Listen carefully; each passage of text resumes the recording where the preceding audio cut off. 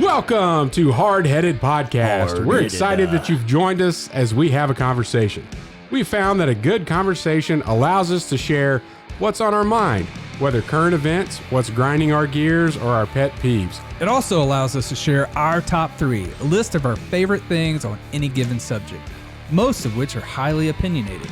In closing, we share a good word. Solid friendships are encouraging. Even if we joke and give each other a hard time, our ultimate responsibility is to uplift each other. Our goal is that you'll feel like you're part of the conversation, like you were in the studio with us, and that you feel encouraged after tuning in to our podcast.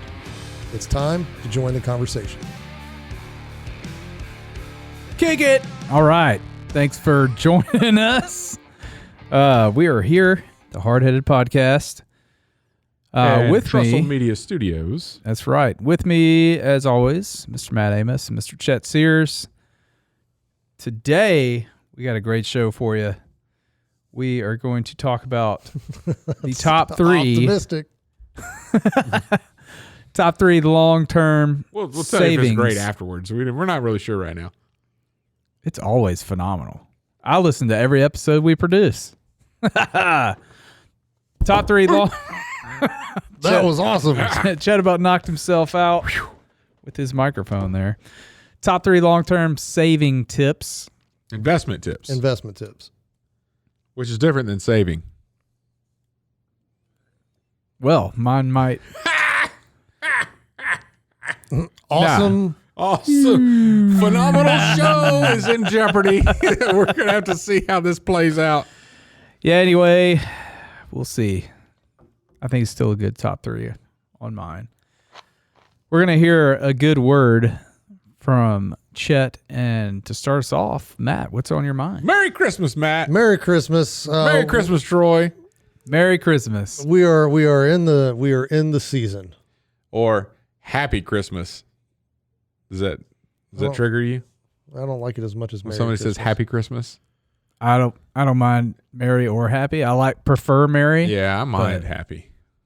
Don't do it. You don't like it? No, don't do it. I really don't like it Because either, you're but like intentionally trying to be different, which is, so don't try hard. yeah. So this time of year is basically one of my favorite times of year. I don't know why. It's the most wonderful time of the year. It is the most wonderful time of year. And so I want to find out from you guys what your holiday traditions are with your family. Like growing up, what did you take from your family that you've now instituted in your family and then blended with your new family, with your wife, bringing in the traditions from both sides? So for me, one of the things that we always had growing up was a real Christmas tree. My mom would not, and this has been a cause of discontent, consternation in our home, is because I like real Christmas trees. I like the smell. It's even better if we can actually go to one of the Christmas tree farms and cut it down ourselves. Where do you go?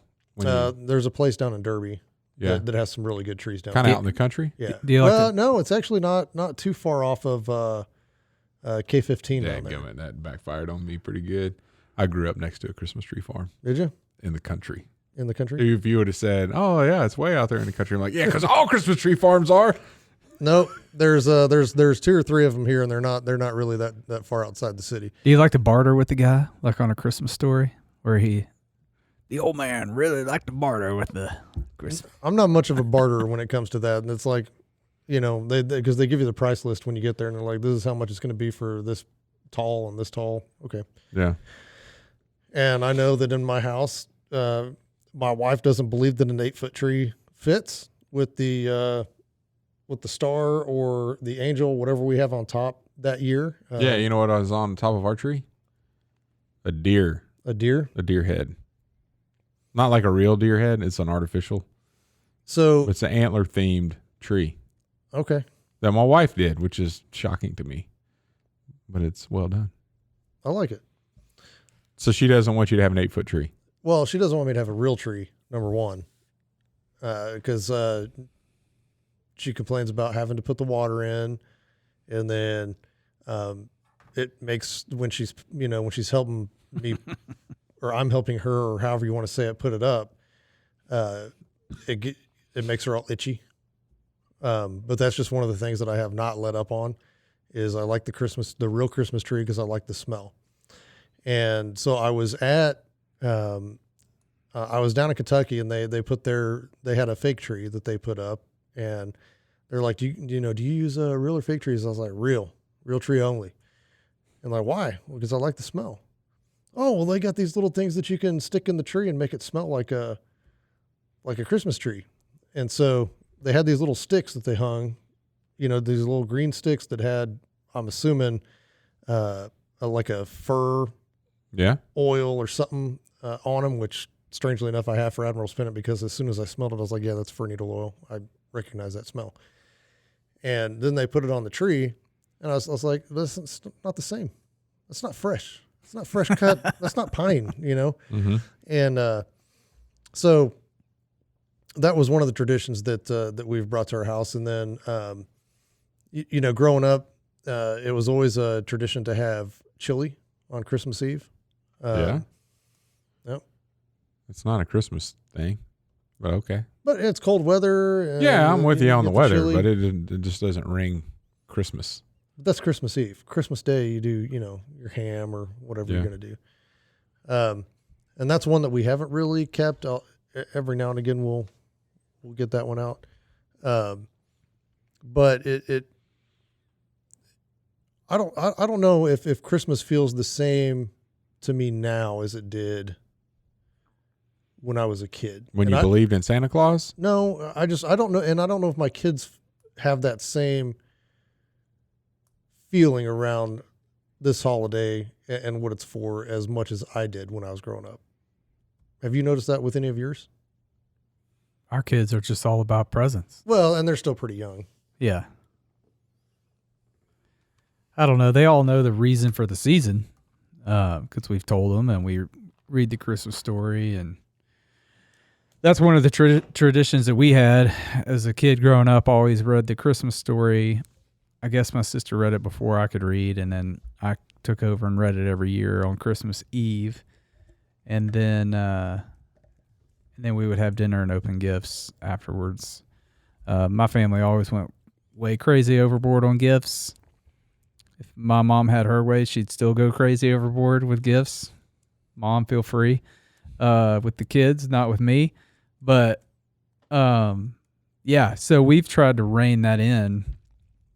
And that's caused some friction between our family from the past, bringing in new traditions, which kind of take away from the old tradition. So that's been kind of right. Well, it's like I've done this for 18 years, whatever with you, and now all of a sudden that 18-year tradition of you growing up, we're not doing that anymore. Right. Yeah. Which we did it for a few years, but now there's 9. Can I add 8 grandkids? It's like, do you really want to go overboard with 8 grandkids? Like, I don't think you do.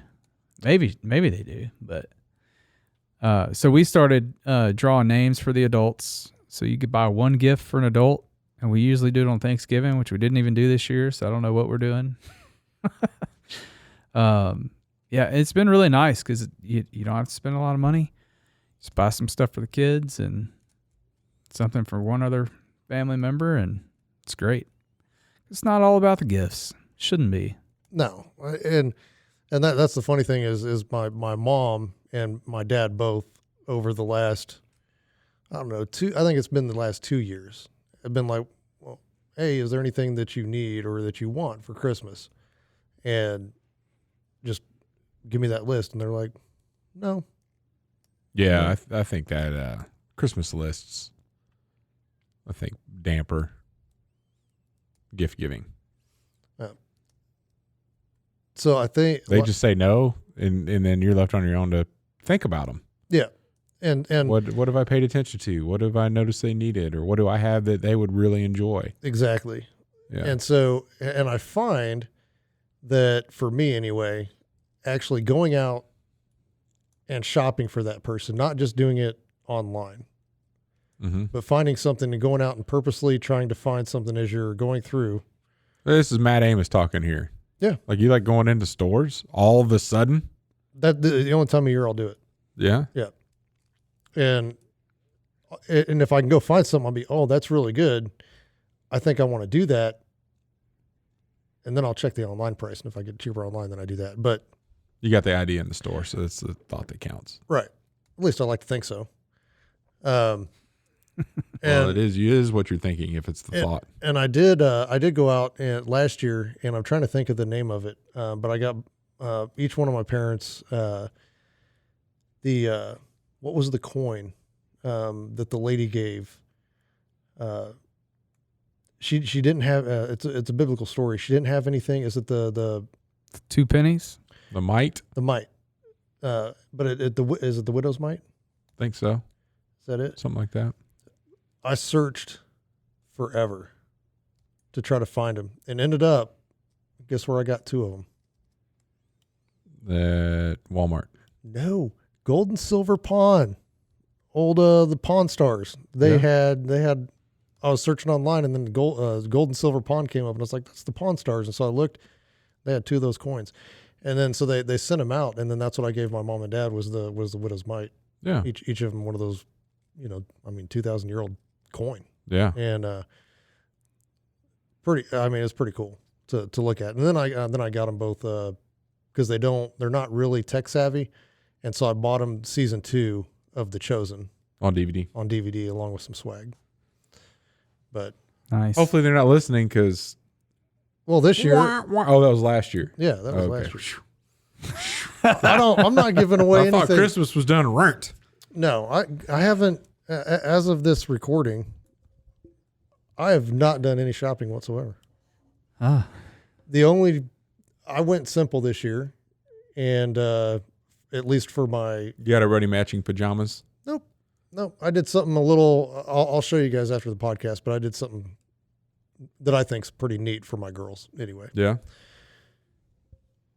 But it wasn't all about big extravagant gifts, and then that's what I got to tell parents too, because when the kids were younger, they would get from grandma and grandpa like a dollhouse, and dollhouse is like this big, take up square footage in the house, and I'm like, we can't continue to do that. There's no room. But because this is not all about the gifts, but and then tradition wise, so we would if we begged and pleaded hard enough, we would be able to open one gift on Christmas Eve. Yeah.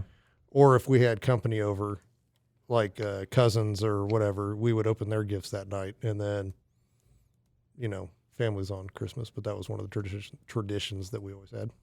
Yeah, so we didn't have any family stuff because I was a military brat and we never grew up around family. Never. It was just me, my sister, my mom, and my dad for all of our Christmases until we started getting married. So, but the routine was Christmas Eve, we'd open one present, but we got to pick it. But my mom was like, you could pick from this group because you never could get the big gift on Christmas Eve. That's the special present. Yeah. And then we'd wake up early on Christmas morning. My mom was more excited about Christmas than anybody. Like that was her.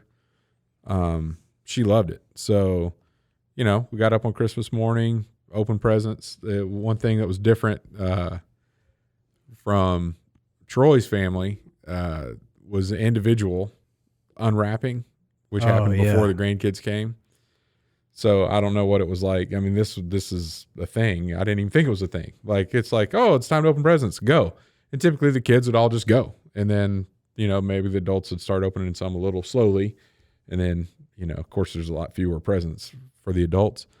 But we get to the Trussell Trussell family Christmas. And we're all sitting around and they're like, okay, who wants to open first? Troy and Chet, go get all the presents and everybody take your seats. And it was literally like pile up all the gifts next to that person. And then it's like, okay, we're going to go from oldest to youngest. Yep. And then one present at a time. It takes hours. I can imagine with that many. Like 11:30 or midnight. And we're just like, what, huh? I was thinking what?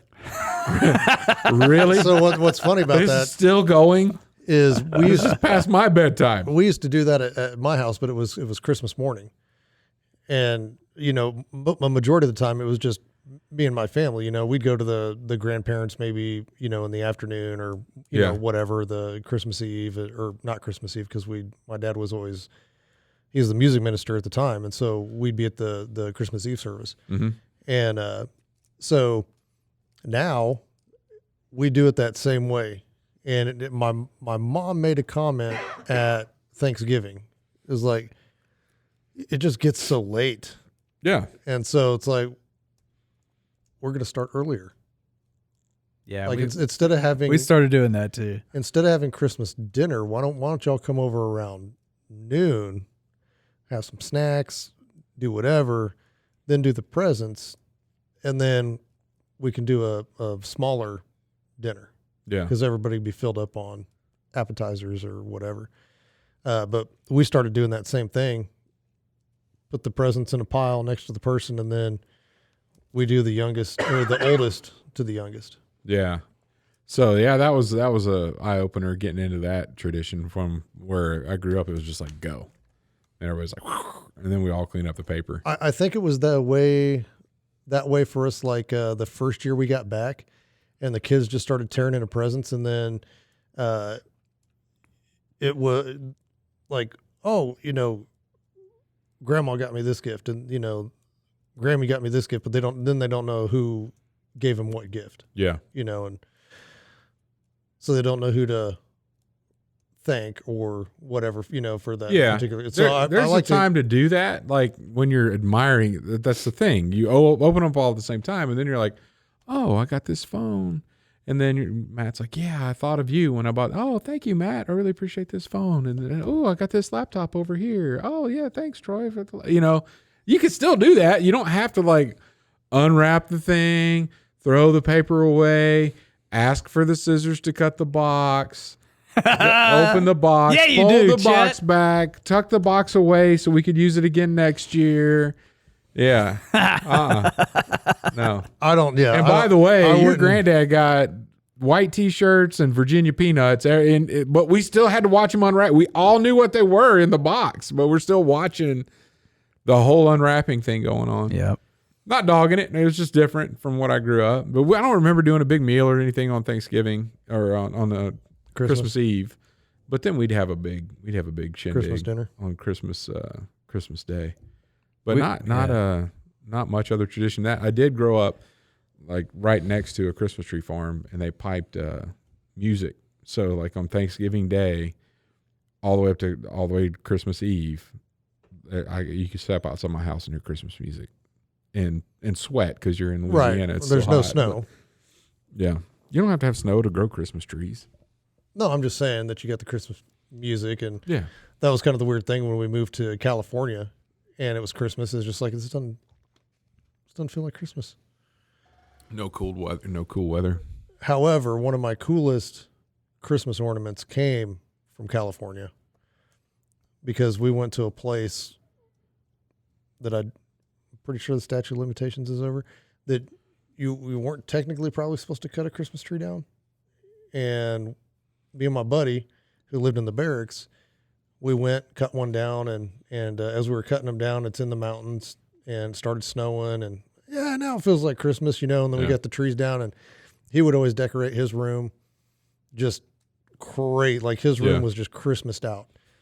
And, then we'd take the tree back to the house and we'd decorate and all that kind of stuff. But on that tree, there was a marker, and it had been shot, I don't know how many times. And so I put a hook through one of the bullet holes on it, and it hangs on my tree. Still to this day. Still to this day. My wife hates it because it's the most awful looking thing ever. But I was like, well, you were pregnant with Lily.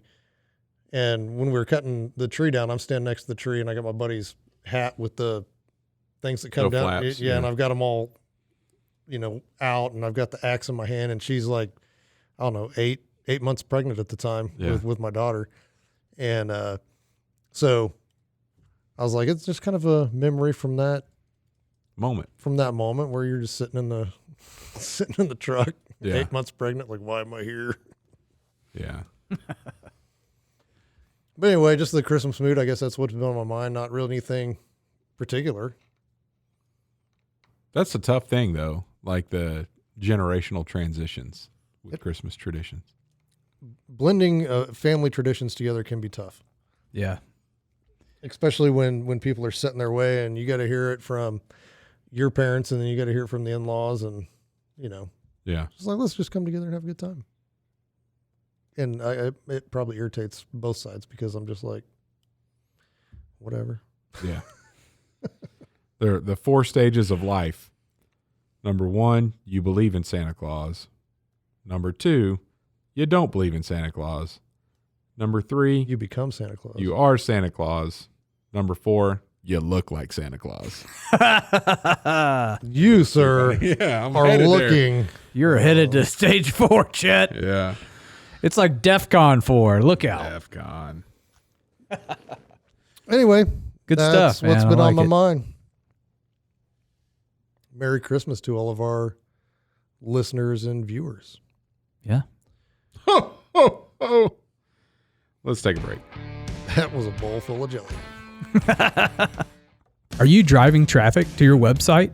Do you have an engaging homepage? Better yet, does your homepage have a video? We recently created a video for a client about his business and the services they provide. Since he placed the video on the homepage of their website, he has had a number of clients specifically say they decided to use his services because of that video. At Trussell Media, we help businesses create engaging videos to host on their websites, email to clients, and use in their social media marketing. Contact us if you're interested in creating a video for your homepage today. TrussellMedia.com. Fill out the form at TrussellMedia.com/contact. Let us help you tell your story through video. All right, we're back. Top 3. Top 3 long-term financial Investment tips. Investment tips. Financial investment tips. Oh, that's good. We're not investing time here. We're investing money. Financial investments. Chet, what you got? Pick what you know. Don't invest in things that you are ignorant about. So if you are interested in investing in a company, do some research on that company if you don't already know them. So if you don't shop, if you're not a customer of what they provide, and you're like, oh, I think everybody's investing in that, I'm going to do it too, and you don't know anything about them, that's a dumb thing to do. You need to know what it's about. And Because when the quality stops and everybody bolts, you don't know because you don't use it. yeah, and one of the ways that I do that is I go and find, if it's a company that I don't know that well, I'll go and find their latest annual report. So you'll find one that's at least less than 12 months old, typically. You just through a Google search, and you can start reading up. They have a table of contents in the front of it that kind of tell you what they're thinking about, what they're focused on, all those kind of things, and get to know a little bit about them, what their headwinds are, what some tailwinds they have, some things that they're thinking about in the future. Maybe some government regulations that are impacting the industry and whatever they're in, and you kind of get to know a lot more about them. So that's also a good interview tip if you're going to interview for a company. Read that, and you'll know some things about that company when you go to interview with them. But that helps you know the companies. What's that thing called again? The annual report. report. Number 2, and you could already. I could argue it should be number 1, but I had to put it somewhere. Consistently invest and start early. So the compounding interest. Excuse me. What are you shaking your head for? Nothing. If you know how compounding interest works, $100 a month saved starting at 22 or 23 per month, or invested per month, will do more than $200 invested per month at 32. So, and that's not even increasing it at 100. It's going to be more. The earlier you invest, the better. Don't hesitate, and do it consistently. Get a plan and stick to it. If that's a automatic withdrawal from your direct deposit straight to an investment provider that you have, then do it. where you don't even see that money. Number one, get a financial advisor. I highly recommend to get somebody that pays attention to this for you as opposed to you checking daily, which don't do that. But get a financial advisor. My advice to you would be find one that is a fiduciary, which means that they have to act on your best behalf versus the investing company's best behalf. So they have to take your will, the goodness for you first, as opposed to saying I'm going to invest things where the company's going to make more money and it's not going to benefit you more. They have to benefit you more than the company.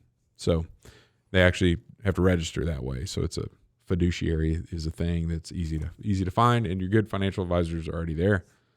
And I definitely use one. And don't be afraid to argue with them. Like if you know a company that they don't know, have that discussion. They can go educate themselves. I've done that. It's been great. And then they've taught me some things about certain companies too. But overall, my portfolio's managed very well and very diversified. And all of it hurt these last 6 months. All of it. There you go. I like it. Matt. I mean, it's almost literally. What you had written down? Is that why you're shaking your head the whole time? Yes, it's almost literally the exact same. So, for me, number one would be the same thing. That's my advice to anybody when I'm talking about investing: is know what you're getting into, know the company, and whether that's like Chet said, looking at the annual report, or even if like using the product. So take Black Rifle Coffee Company, for example. I know a little bit about that company and have kind of followed their progress and what they were doing. And when they initially went public earlier this year, I bought in on that initial investment. So, and I didn't do that through a financial advisor, which I'll get to the financial advisor in one of my other tips here, or top threes. But I knew that it was going to spike because most IPOs that launch, they'll have a quick jump, and then as soon as everybody initially makes that big money, they sell. And so then that stock takes a hit, and then it stays down there for a while until they kind of grow, and then that money hopefully eventually comes back. Sometimes they don't, and that's just the gamble that you take. And I sold and made some good money on Black Rifle when it went up before it kind of tanked with this whole economy tanking as well. So know the company and know what you're investing in. Don't just go blindly investing in something that sounds good, because No FOMO. Yeah, I don't. So I don't know a whole lot about crypto. So I kind of stay away from it. Because I don't understand it enough. I've got a little bit of money to play with in there, but it's nothing that I'm going to be worried about losing.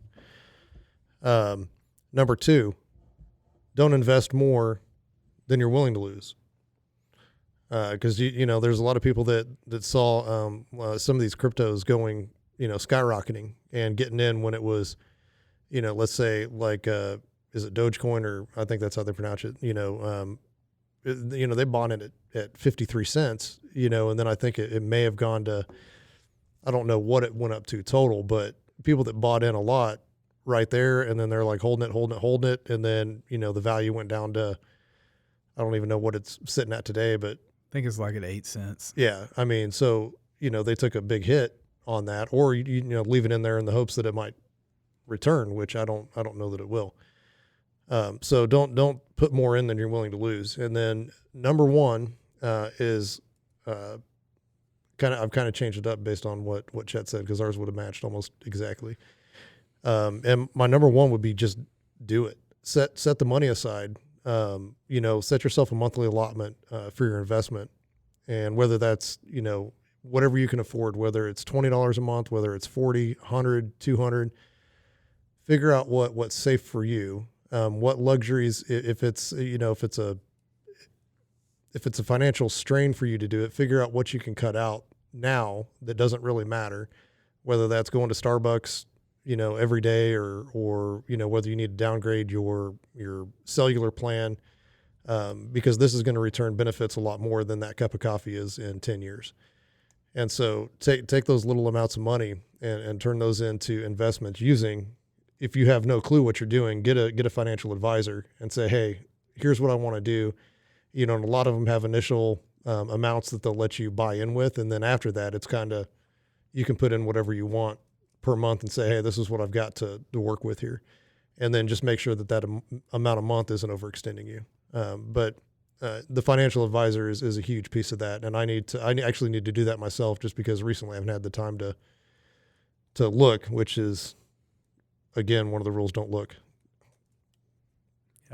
Yeah. And if you work for a company that matches 401k contributions, get in and go to their, if they do whatever, dollar for dollar up to 6%, which is unheard of now, but it used to be that way. Go 6%, because you're investing 12% of your salary at that point, 6 of your money and 6 of theirs. And so just do it. Like, don't think twice about it. Eat rice and beans if you have to for years. If you get that match, you go to that match point and get that. It's free money. It could, if you start young. I had this conversation with Stone.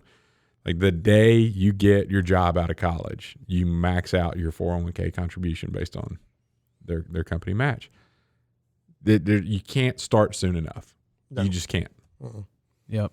And I look back at some of the decisions I've made, and it was like, because, when you join the Marine Corps makes you, it's called Thrift Savings Plan, and it's an investment. And so you can do different investment types, and when I was in, that money that they made me invest every month made me mad, because it's like, that's my money. You can't tell me what I'm going to do with my money. I want my money back.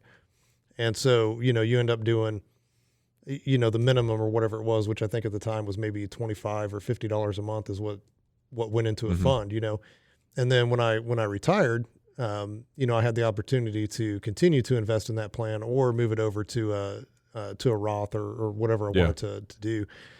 And I looked at that and I was like, man, how much more money could that have been if I'd buckled down and right. gave because it wasn't pocket change. Yeah. I mean, even what little you did invest. Yeah. I mean, and so, you over 10 years, doing that money a month, what would that have been? Yeah. Had I done a little more, maybe gone a little bit risky, because they had it all set out in like the thrift saving stuff. Like here's the safest that you can do. And then you can move it up. And this is, kind of moderate, and moderate's kind of where I like to be, because that's, whatever. But how much more money could it have been? Because I started that one like 23. Yeah. So do it today, and then it pays literally dividends in the future. Yeah, literally. All right, yeah. Number 3 for me is pay off all your debt. It's a good thing to do before you start investing. And once you start paying off all your debt, it creates like a snowball effect, right? It's kind of from Dave Ramsey's teaching. Start that snowball effect, and then once you pay off all of your debt, then you move into saving, and investing.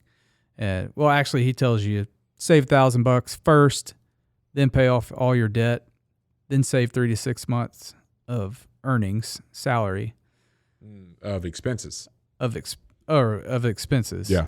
Yep. And then start investing. So pay off all your debt. Number 2 for me was start saving yesterday, which y'all touched on that. And number 1, hire a trusted financial advisor. So we were all kind of on the same page there. Literally right now, if you have never invested before in your life, right now is the time to get your money in the game. Yeah, when the stock market is crashing. Oh, it's so low right now. Yeah. And I mean, even, and a good financial advisor is going to be able to hopefully plan that out for you a little bit. But with the prices of stuff right now, it's a buyer's market. Yeah. Yeah. Get in. Do it now. Do it. All right, Chet, you got a good word for us? Well, on this Christmas Eve? I do. It comes from Luke chapter 2, believe it or not. Let me read you the Christmas story, and we'll have a conversation around that when I'm done. Coming from Luke chapter 2.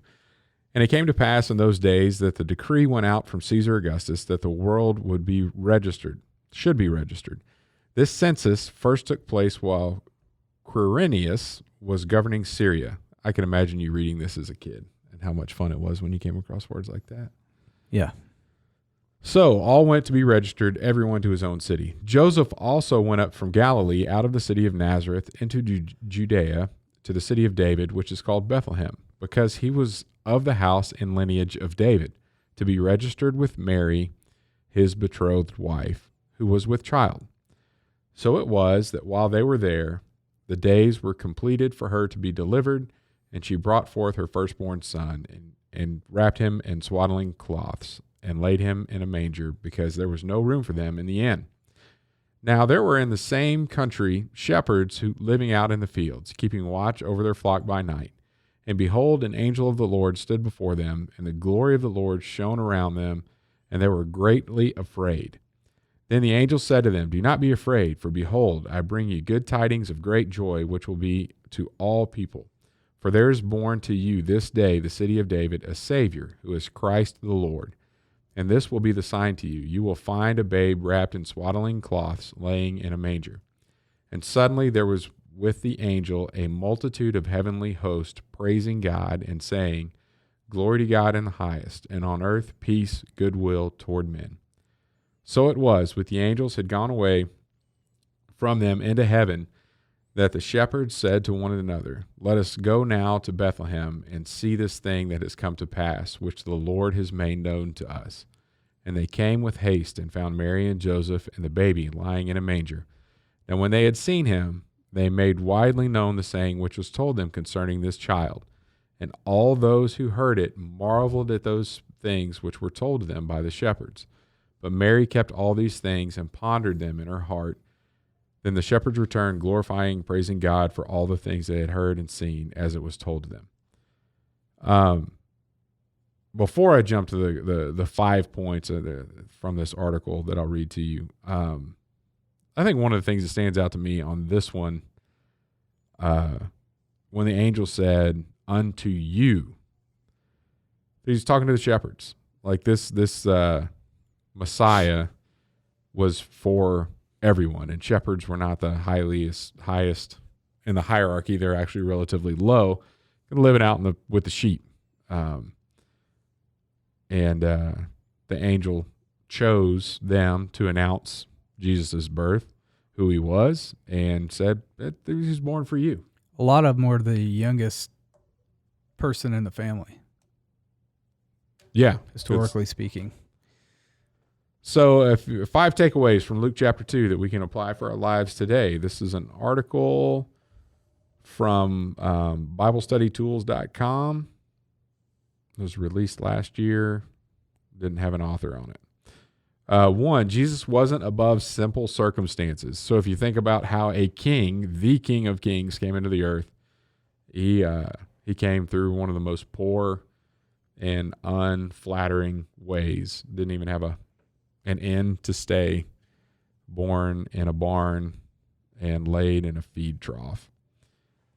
God's glory, number 2, God's glory is worthy of our praise, even if we feel afraid. If we can remember, most every time angels appear to humans, the first thing they say is, don't be afraid. And if you think about it, they had to be pretty scared. And then you may get, okay, I have an angel here talking to me, and then all of a sudden, boom, you have all these heavenly hosts singing. Probably freaked me out a little bit too. But even if you're afraid in that circumstance, they, after all that, said, okay, now let's go check this thing out. Like, they're still ready to do what God told them to do, even though they're afraid. Number 3, when the Lord makes a promise, we can trust he will keep it. And that, if you look at the prophesying about the Messiah coming, where he'd come, when he'd come, all those things, God followed through on every bit of that. And then even down to the, hey, this just happened, why don't you go down and find him? And they went down and found him. Like everything God says is going to be actually happens. Words from and about the Lord are to be treasured. They spoke about what had happened in a way that other people that heard their story were in awe. So the treasured words that they received to turn and tell people about it, people found that very valuable and treasured those words as well. And then, if you think about, and this kind of gets later into Luke 2, one of the parts that I didn't read, but we should make time to learn from those older than us. If you look during Jesus' youth, he was still in the temple. He went to the temple to learn from other people. He was there. He actually started teaching not too long after this, but he was engaged with people that were older that he was learning from. We should do the same in all aspects of our life, because there is a lot of wisdom with the people that have gone through things that we have gone through or yet to go through. So that's a good word on this Christmas Day. I would encourage you to read that passage of Luke 2 with your family this Christmas. Anything else? I think it's good. There's the Chosen actually has the Christmas story, as I think it's season 1, but it's maybe the last episode of season 1, but it's the very first one that they released. No, they did the director, he did a short movie for his church that was The Shepherd. Yeah. And it revolves around the Christmas story. And then after the first season, they did that Christmas actual like birth of Jesus with Mary and Joseph, a whole nother episode. The Shepherd, or maybe it was after season 2, because it was last year when they did it. maybe, but the Shepherd is the one I'm talking about. But it's Yeah. very good because he was one of the shepherds that was in the field, and then so it's from his perspective of what that was like. It's pretty powerful. Yeah, it's good Video. That's the video that sparked the whole Chosen series, was that video. Definitely worth the watch. Yep. As well. All right. Well, thanks for tuning in. Merry Christmas. We'll talk to you not next year, next week. Next week, just before the new year. That's correct. Thanks for listening to the Hardheaded Podcast. Don't forget to share this podcast with others to help us get the word out. Also, if you haven't yet, please rate and review the show. This helps our podcast show up in other people's suggested shows that may or may not have listened to us before. Thanks for listening, and we'll see you next week.